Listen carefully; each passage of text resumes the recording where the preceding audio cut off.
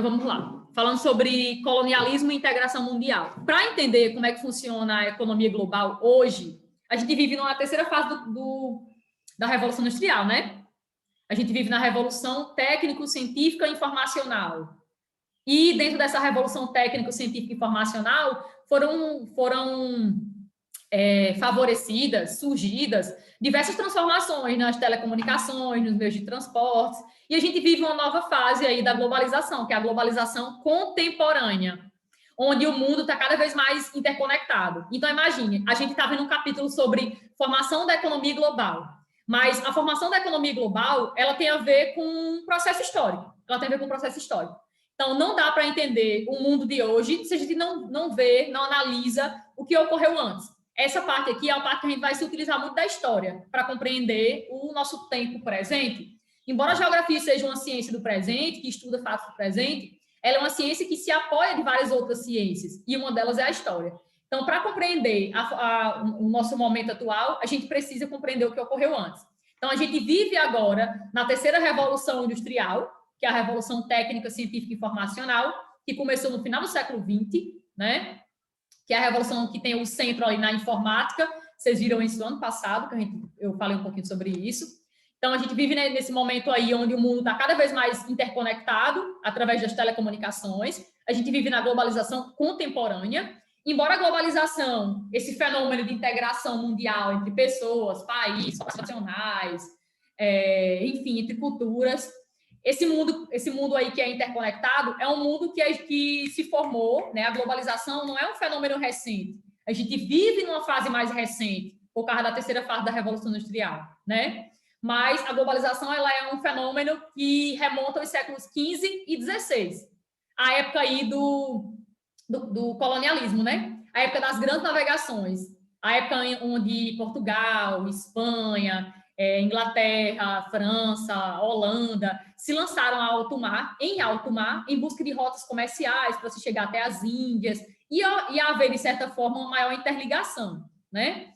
E a gente sabe também que, com as grandes navegações, houve também uma expansão territorial, tipo, houve a invasão descoberta, que a gente fala, mas, na verdade, foi uma invasão no continente americano, né? Continente que já era habitado por diversas tribos indígenas, por povos indígenas, e que foi invadido. Então, a gente diz que a globalização ela começou nas grandes navegações, porque passou a haver uma interconexão entre diversos continentes, entre a Europa, a América, a África, né? Diversos povos africanos foram escravizados, a África começou a ser explorada já ali também com as grandes navegações, e também, de certa forma, uma maior interligação com as Índias, que ficava ali na Ásia, né? A região das Índias. Então, pensem comigo, a globalização ela não é um fenômeno recente, ela começa com as grandes navegações. Por quê? Porque é nesse período que vai haver uma interligação maior entre os continentes, vai haver essa interligação, na verdade, vai começar essa interligação entre os continentes, esses que eu mencionei, Europa, América, África, Ásia, e hoje em dia a gente vive uma fase que a gente diz que a globalização ela é contemporânea. Contemporânea é algo recente, né? Algo novo. Pois bem, e essa globalização contemporânea, que faz com que a gente se interligue, que assista essa minha aula agora, essa aula remota, é uma globalização que ela passou a existir por causa da terceira fase da Revolução Industrial, que tem seu núcleo na informática, nas redes digitais, na internet, nos softwares de computadores, né? Isso aqui a gente está utilizando um software, um programa de computador. A gente vocês estão me escutando, estão conseguindo me ver através das redes, ok? Nessa fase atual da globalização, que é a globalização contemporânea, onde a gente está cada vez mais conectado. Mas por quê? Porque a terceira fase da Revolução Industrial criou aparelhos, criou recursos que fizeram com que a gente se conectasse cada vez mais, certo? Então, eu consigo me conectar com qualquer parte do mundo agora que eu quiser, graças às inovações da terceira fase da Revolução Industrial. E desse mundo cada vez mais conectado, né? A globalização contemporânea. Ok? Entenderam, né? Formação da economia global. Para a gente entender essa economia hoje, eu tenho que ver todo o processo. Por isso que o capítulo se chama Formação da Economia Global. Porque foi um processo para que a gente viva hoje nesse mundo conectado, super conectado, né? Onde tiveram diversas melhorias no setor de telecomunicações. Não só telecomunicações, como transportes também. Enfim, mas principalmente telecomunicações. Ok, aí já aqui nessa parte de colonialismo e integração mundial, o que é que vai dizer? Vai dizer que ao longo da história da humanidade, né, da nossa espécie humana, a gente vê que consegue perceber que nenhuma sociedade basicamente conseguiu se desenvolver sozinha, em total isolamento. Nenhuma sociedade primitiva, né, antiga aí, conseguiu se desenvolver praticamente sem contato com outras sociedades. Se desenvolver.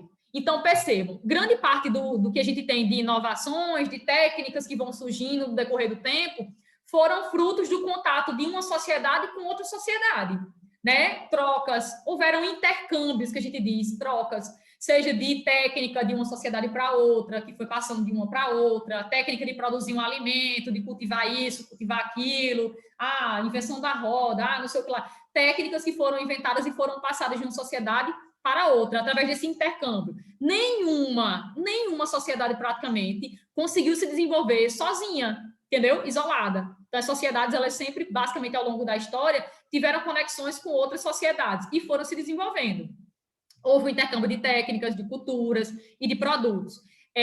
Outra coisa, a gente consegue perceber que essa troca, esse intercâmbio, né, entre uma sociedade e outra, para que as sociedades se desenvolvessem, era necessário que elas trocassem, sim, conhecimentos, né, entre uma e outra. Mas essas trocas entre uma sociedade e outra nem sempre foram tão intensas. Tipo assim, está até dizendo aqui, ó, entretanto, durante a maior parte da história humana, esses intercâmbios foram relativamente escassos. Não ocorreram assim de forma tão intensa, tá entendendo? E não tiveram um alcance verdadeiramente planetário. Então, por exemplo, as primeiras sociedades primitivas, né, primeiras sociedades, eu estou sendo redundante, né? Primeira sociedade, estou dizendo primitiva, enfim. As primeiras sociedades que elas se conectavam, né, que para se desenvolver, existia essa conexão? Existia, mas eram conexões mais escassas, menores, e geralmente era dentro de uma área específica, tipo, dentro de uma área da África, dentro de uma área dentro da Ásia, ou dentro de uma área específica dentro da Europa. Não existia essa grande circulação de pessoas que existem, que passou a existir, digamos assim, com a globalização, com as grandes navegações. Estão entendendo? Esse maior contato que a gente tem hoje em dia, esse contato tão rápido que a gente tem hoje em dia com as pessoas de qualquer parte do mundo, é uma coisa que durou muito tempo para que isso ocorresse. Foi todo um processo. E é esse processo que a gente vai estudar agora. Estão entendendo? Por isso que está dizendo aqui. Vocês podem grifar, quem tiver com o livro. De entretanto até duração. Durante muito tempo, a maior parte da história humana, esses intercâmbios foram relativamente escassos e não tiveram um alcance verdadeiramente planetário. Ok, a integração mundial que a gente tem hoje, que atualmente conecta os povos, os lugares do mundo, resultou de um processo que durou muito tempo para que a gente realmente tivesse verdadeiramente interconectado, que é essa globalização contemporânea de hoje, né? Que a gente consegue fazer qualquer coisa assim de forma instantânea, muito rápida. A gente recebe informação de forma rápida, em tempo real. A gente consegue investir, a gente consegue comprar produtos em qualquer de outro país do mundo de forma muito rápida, porque a gente vive num momento que é um momento de grande interconexão, mas isso durou bastante tempo para que ocorresse, e é esse processo, né, que a gente vai ver agora um pouquinho. E a gente pode dizer que, na verdade, esse processo de maior conexão, né, de interdependência entre os povos, começou com a globalização. E a globalização começou quando? Essa integração entre os continentes, ela começou com a globalização. A globalização é a integração. Junto com a Revolução Industrial. Na verdade, a Revolução Industrial, ela impulsionou. Tipo assim, ela foi um alavanque, entendeu? Ela impulsionou a maior conexão.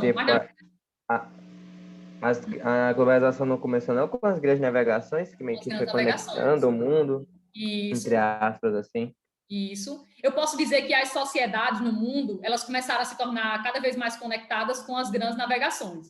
Foi meio que um marco, né? Um marco aí para o nosso estudo aqui sobre formação da economia global. Nosso marco aí vai ser as grandes navegações. Por quê? Quando é que o mundo começou a se tornar mais conectado? Mais não, conectado. Quando é que o mundo começou a se tornar conectado? Com as grandes navegações, que é o início da globalização. A gente vai ver que as grandes navegações, elas são muito importantes para a formação da economia global. Por quê? Foi através das grandes navegações que houve aí uma conexão entre continentes, entre povos de continentes diferentes. Foi através das grandes navegações que houve também uma difusão da primeira fase do capitalismo. O capitalismo surgiu na Europa, não foi? Como é que o capitalismo foi difundido para o mundo? Imagina. Como é que o capitalismo chegou na América? Como é que o capitalismo chegou na África? Como é que o capitalismo chegou na Ásia, na Oceania? Como? Nas grandes navegações? Começou aqui, nas grandes navegações. Exatamente, com as grandes navegações. O capitalismo surgiu com o final do feudalismo, né? Entre os séculos, exatamente nesse período aí. Ele começa a iniciar no final da Idade Média, o capitalismo, né? Lá para o século XIII, já começa ali a criação dos burgos das cidades, do comércio, né? Do comércio nos burgos, nas cidades. Mas a gente sabe que o capitalismo ele ganhou grandes proporções, já aqui com as grandes navegações. Né? E é quando vai haver aí a primeira fase do capitalismo, que é chamada de capitalismo comercial, ou mercantilista. A primeira fase do capitalismo é chamada de comercial ou mercantilista. Tem até um tópico aqui chamado mercantilismo, vocês vão entender por quê, porque, de fato, é a primeira fase do capitalismo. Então, perceba que, para a gente entender a formação da economia global hoje, é todo um processo. E esse processo, eu vou dizer aqui que ele meio que, o marco principal dele foram as grandes navegações. Certo? O marco principal dessa formação de uma economia globalizada, onde todos os países, todas as corporações transnacionais e instituições internacionais mantêm contato. O que a gente tem hoje é algo que teve como princípio as grandes navegações, certo? A raiz do que a gente tem hoje, dessa conexão maior que a gente tem hoje, teve aqui o marco aí, as grandes navegações, dos séculos XV e XVI. Então, para que serviu essas grandes navegações? A gente sabe que potências da época iniciaram as grandes navegações, mas elas serviam para quê? Qual era o objetivo das grandes navegações? Qual era o objetivo? Se lançar alto mar para quê? Eu sei que um era para buscar matérias-primas. Matérias-primas, para que houvesse também uma conexão maior ali, direta com o comércio das Índias, né, na Ásia, houvesse uma compra de produtos de forma direta. E, de certa forma, uma busca ali, de forma implícita, de territórios, porque eu precisava de matérias-primas. Mas matérias-primas para quê? Para produzir produtos? Produzir produtos, ok, produzir produtos. Mas nessa época, a época das grandes navegações, estava começando o capitalismo. Começando. O capitalismo que a gente chama de capitalismo mercantilista. Vamos para o tópico de mercantilismo. A primeira fase do existia para transportar escravos também. Existia para... Sim, sim. A gente vai ver que aqui no mercantilismo vai estudar a parte do colonialismo, né? O que é o colonialismo, Ana Beatriz? É o processo de colonização da América. Nesse caso aqui vai ser a colonização da América, certo? Séculos XV e XVI. Lembra que a América foi dividida no Tratado de Tordesilhas, 1494. Aí vai começar ali, vai dar início ao colonialismo. Vai ser dividida entre duas potências, Portugal e Espanha, e vai começar o colonialismo, que é a colonização de fato da América. Nessa fase do colonialismo, a gente tem a primeira fase do capitalismo, que é o capitalismo mercantilista. Ana Beatriz, nessa época, para um Estado, para um país ser considerado rico, o que era necessário? O que era necessário para um país ser considerado rico nessa época? O que é que Portugal queria tanto encontrar no Brasil? Perguntava tanto aos índios, aos indígenas que moravam aqui. Ouro. Portugal queria encontrar ouro no Brasil, ouro, prata, porque nessa época, a meta política e econômica consistia na acumulação de ouro e prata.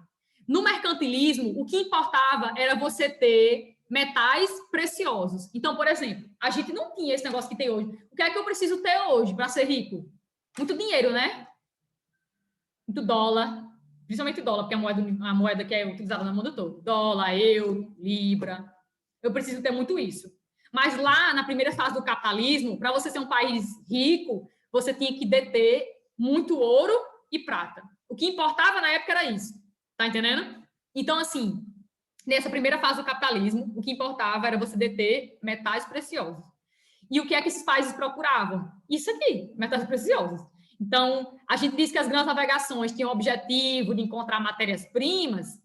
Tinha o objetivo de encontrar matérias-primas, de manter um comércio ali com as Índias? Tinha. Mas tinha esse objetivo aqui primordial também, que a gente fala pouco. Acumular ouro e prata, né? Que era a riqueza do momento. Você era um país rico se você tivesse em mãos muito ouro e prata. Então, uma das maneiras, para você saber se um país ele era rico ou não, esse país tinha que ter uma balança comercial favorável. O que já era isso, Ana Beatriz? Balança comercial favorável. Olha, basicamente o que a gente tem hoje. Para um país ser rico, ele tem que exportar mais do que importar, né? Para um país ser rico, ele tem que vender mais produtos do que comprar, não é isso? É. Porque ele vai ter, tipo, mais dinheiro. Olha, se ele vende mais do que ele compra, ele vai ter ali um lucro, né? Ele vai estar vendendo mais do que comprando. Então, imagine, lá na primeira fase do capitalismo, desse capitalismo mercantilista ou comercial, o que importava era você ter muito ouro e prata. Mas naquela época já existiam transações comerciais de produtos. Já existia. E para você ser um país rico, você tinha que ter uma balança comercial favorável. Ou seja, você tinha que exportar mais do que importar. Ou o que é que está dizendo no livro de vocês? Aquilo que vocês já sabem, o óbvio. Uma das maneiras de acumular riqueza era você manter uma balança comercial favorável, ampliando o valor das exportações, ou seja, vendendo mais ao máximo e reduzindo o das importações ao mínimo. E aí, mas o jeito mais rápido de você enriquecer era você descobrir e explorar novas jazidas. Jazida de quê? De ouro e de prata. Então, o que é que os portugueses chegavam aqui e ficavam tentando dialogar com os indígenas? Eles ficavam tentando perguntar onde é que existia aquilo ali. Onde é que existia ouro no nosso território? Onde é que existia prata no nosso território? Porque eles tinham esse objetivo. O meio mais rápido de você enriquecer era você ter muita concentração de ouro e de prata. Mas já existia trocas de mercadorias, vendas ali de mercadorias. No mundo já existia, certo? É tanto que um dos motivos, o principal motivo, na verdade, das grandes navegações era esse comércio com as Índias. De início era esse, tá entendendo? Porque já existia um comércio no mundo, já existia.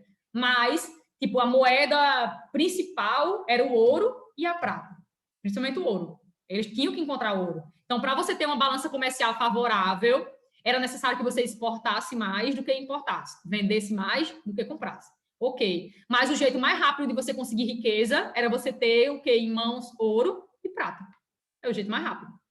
E se você encontrasse diversas jazidas?